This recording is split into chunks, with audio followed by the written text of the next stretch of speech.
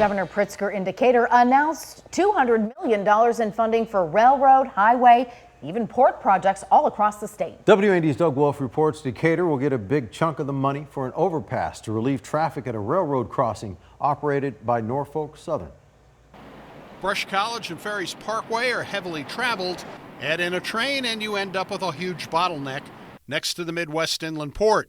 Slowing down the movement of freight, but also creating a safety hazard for first responders when tragedy strikes. Governor Pritzker in Decatur to announce the city is getting $10 million from the state as the last funding piece needed for a $75 million project to build a Brush College Road overpass at Ferries Parkway and the Norfolk Southern Railroad.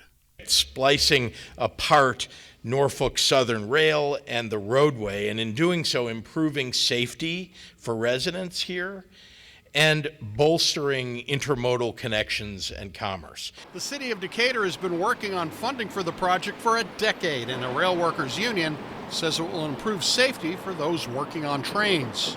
It'll increase safety for rail workers and open up traffic flow. State Representative Sue Scheer believes people driving to and from work in the area will pick up valuable time in their day by avoiding delays. I'm sure many of the people in this room have been stuck between one train and another, and you look and think, how am I going to ever get out of this? Once this Brush College Road project is complete, rail will be faster and driving will be safer for Decatur.